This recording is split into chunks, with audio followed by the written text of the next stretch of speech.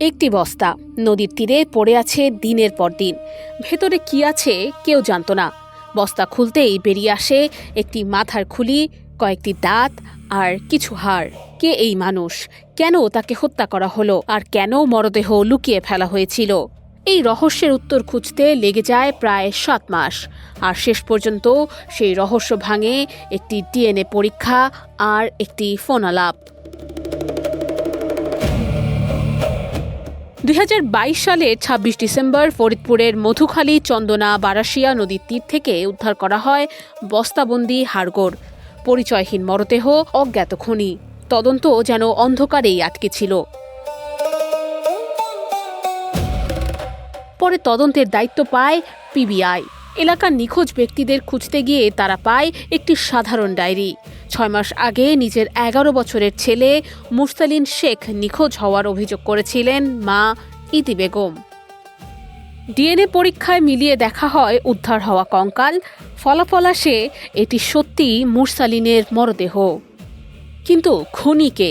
সন্দেহ গিয়ে পড়ে শিশুটির সৎ বাবা মিজানুর রহমানের উপর।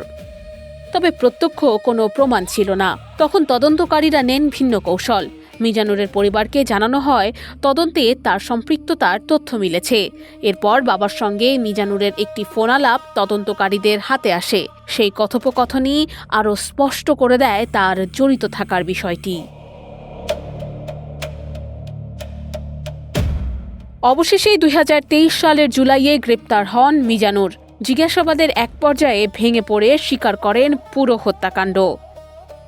তদন্তে জানা যায় মায়ের খোঁজ জানতে চেয়ে শিশুটির সঙ্গে তর্কে জড়িয়ে পড়েন মিজানুর।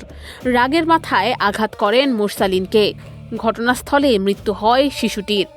পরে মরদেহ বস্তায় ভরে নদীতে ফেলে দেন, যেন কোনোদিন পরিচয় জানা না যায়। কিন্তু সময় যতই পেরিয়ে যাক, নদীর তীরে পড়ে থাকা কয়েকটি হাড়, একটি ডিএনএ রিপোর্ট আর একটি ফোন কল শেষ পর্যন্ত সামনে নিয়ে আসে লুকিয়ে থাকা সেই ভয়ঙ্কর সত্য। এ বিষয়ে পিবিআই এর প্রধান ও অতিরিক্ত মহাপরিদর্শক মোস্তফা কামাল বলেন, প্রত্যক্ষ কোনো সাক্ষী কিংবা দৃশ্যমান আলামত না থাকলেও পরিস্থিতিগত প্রমাণ, ডিএনএ রিপোর্ট আর আসামির স্বীকারোক্তি সমন্বয়ে হত্যার রহস্য উন্মোচিত হয়েছে। শিশুটির পরিচয় মুছে ফেলতে চেয়েছিলেন হত্যাকারী, কিন্তু নদীর তীরে পড়ে থাকা হাড় থেকে শেষ পর্যন্ত সেই গোপন সত্য সামনে চলে আসে। ডেস্ক রিপোর্ট, দৈনিক এদিন।